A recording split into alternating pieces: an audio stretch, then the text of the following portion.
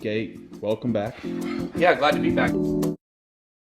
Now, it feels like right now, Bitcoin could crash at any moment. I mean, it's hovering around 18.9. So in our portfolio, we're really looking for Bitcoin to hit low 18s, 17s, maybe below, before we make any big changes to the portfolio. So just to briefly catch you guys up, we will throw all of our different portfolios on the screen here. And you guys can see the action for each one since the last time we looked. A couple things I wanted to point out. AJ, I think last week, did a great job talking about Algorand, and he did a portfolio of all Algorand, and it's absolutely crushed it. He has killed it with that portfolio. We also have our ISO 20022 portfolio, which now is also doing well. Why? Because XRP's been pumping through the moon, right? We love XRP, of course. And I also want to talk about last week on Sunday, talking about how I've now started dollar cost averaging in. I'm not ready to show those numbers yet, and the reason is because on that video, I talked about how it's going to be doing $200 a day. Well, I'm using Crypto.com to do it, and Crypto.com will only allow you $5,000 a month in dollar cost averaging, basically. So what I've done is I've done $100 a day in Ethereum, and I'm trying to do $50 a day in Cardano, but for some reason, when it runs those two transactions back to back, the Cardano one's not going through. So I got to get all that sorted out on the back end before we start talking about the dollar cost averaging. But today, what I really want to talk about, FTT and Solana, right? So we have this in our $25,000 portfolio. Now, you guys know we've said FTT, one of the biggest coins of the year, I think, or one of the biggest coins of the next bull run, is going to do absolutely phenomenal. And the truth is, from a price perspective, it is going to do that. I do believe Solana, of course, it really outperformed in the last bull run.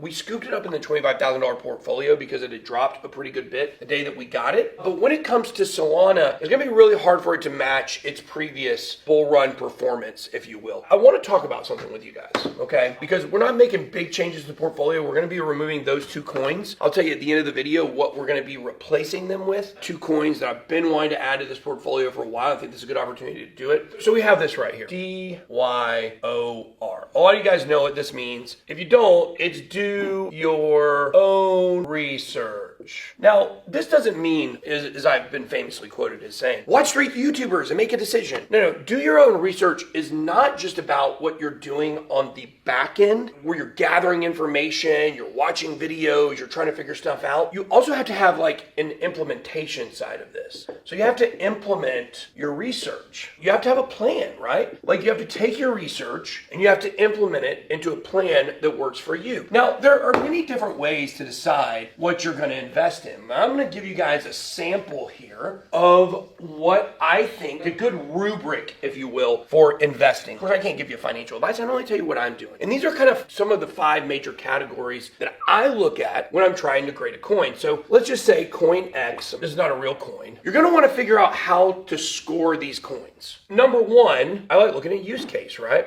So let's say we take these and each of these is going to get a 1 to 5 score. Use case is very important. What does the coin do? So if this was Dogecoin, this would be 0, does nothing. Shiba, a 0. SafeMoon, a 0, right? When you look at Ethereum, pays the gas fees for Ethereum, use case there is very strong, probably be a 5, right? So you got to figure out what it's going to be for use case. Then you got to figure out community. Community is also extremely big. Like how is a community? Okay, so if this is Cardano or XRP, it's getting a 5. If it's Solana, probably like a 3.5 maybe. If this was Dogecoin would score pretty high on this, to be honest with you. It's got a pretty strong community. So you got to figure out where it scores within the community. Next, you're going to look at team. Okay, you're going to say, where are these people from? Are these people from Google? Are they from Amazon? Is this a 17-year-old kid that just started this project in his basement? Is this a guy like Do Kwon who had like a lot of failures before Terra finally hit and then failed again? You have to know those things as well. Then you're going to look at the tokenomics. Okay, tokenomics, this covers everything from market price to coin distribution to the budget of the coin itself, how much they have allocated to marketing, the price. What is the price? Well, Shiba's 0.00001, so it's going to be huge, right? No, because the supply is so big. You have to understand the relationship between the supply and the price. That's what matters. So tokenomics is very important to take into consideration. And then last, I'm going to go philosophy. Okay, so this is really what I want to focus on today while we're going to talk about why we're going to get rid of Solana and FTT, right? So let's just say right here, it doesn't matter which one it is. We're just going to put FTT here. Use case. Well, it's pretty strong. I don't know if they use it for the fees on FTT or not, but I think probably about a 4. Community, FTT doesn't really have a community that's big. The people that use it probably give it a 2. Team, I mean, obviously you got to give it a 5 because it's got, Sam Bankman-Fried, Brett Harrison, a lot of guys that are really popular in crypto. It's really strong in that regard. Tokenomics of FTT, I'll be honest with you, I'm just using an example. I don't even really know what the tokenomics of FTT are specifically enough. And this for Solana, you'd have to go very low on the tokenomics, probably a 2, because of the way it was distributed. Almost all these coins are owned by VCs and institutions. Very little of these coins are owned by retail, and that's not a good thing. You don't want that. Could be good for the price, but also could be bad for the price because they're in control of it. So tokenomics here, I don't know if FTT, I'd have to do a little more research. Philosophy. Okay, this cannot be, in general, the deciding factor, right? So what I mean by this is if this is a 5, this is a 5, this is a 5, this is a 5, it's going to be really hard to come out and go on philosophy and decide like, hey, I don't want to get out of this coin. However, if you look at any of these and you say it's a 0, it's a 0. Their philosophy is a 0.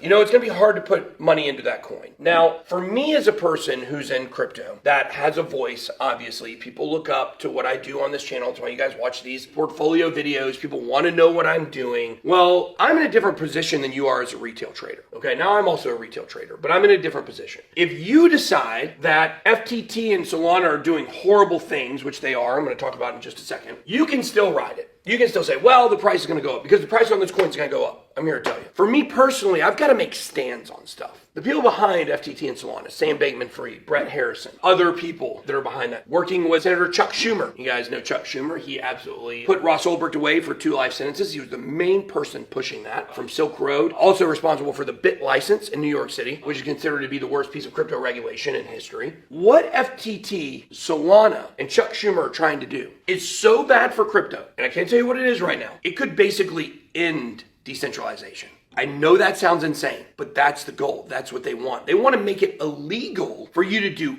any transaction that's peer-to-peer or done on a decentralized platform. That's not one that they've already swallowed up whole and got themselves. It's so bad that for me as a person, even though I believe Solana and FTT are going to go up in price over this next bull run, for me personally, I gotta say I'm out. I'm out. This 0 to me, the thing that they're doing is so bad. I give them a 0 on philosophy. I can't with a good conscience sit up here and tell you that you should put money in these coins. Evil.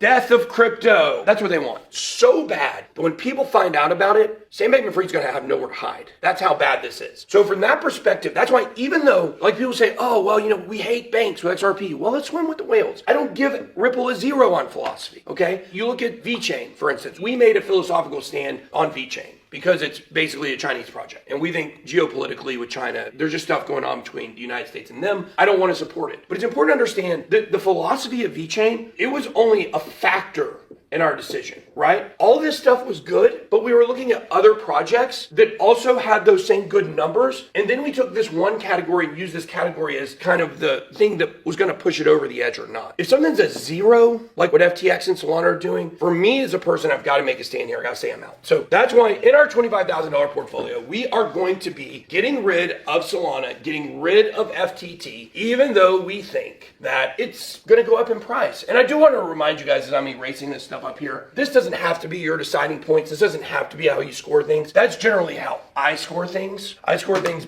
based on those 5 categories. Those are really the 5 categories I'd go by. There might be something else for you. Like maybe you're a developer and you understand the code and the technology to you is so superior. I just gotta go off other people's opinions on the technology because I'm not a coder. I'm not a developer. But what we're going to be doing is we're going to be crossing out FTT and Solana. These are going to be going out of the portfolios, and we are going to be ushering in Algo and HBAR in these portfolios. So we're going to be subbing out those for those. These coins are dead to me. Sam Bankman-Fried, you're dead to me. Brett Harrison, you are dead to me. FTX, you are dead to me. You are despicable, and I'm disgusted by you in every way, shape, or form, and everybody's going to be on that track, and I'm going to make sure. All right, guys, that's all we got for our portfolio video today. Like I said, with the Bitcoin price action, hasn't been a lot to make decisions based on price right now. We're still waiting for that drop. We're trying to be patient. $25,000 portfolio, we got 40% of it allocated. We want to keep 60% ready in stable coins. So when we do get that drop, we can make the moves we're waiting on moving. That's all I got. Be blessed. Bye-bye.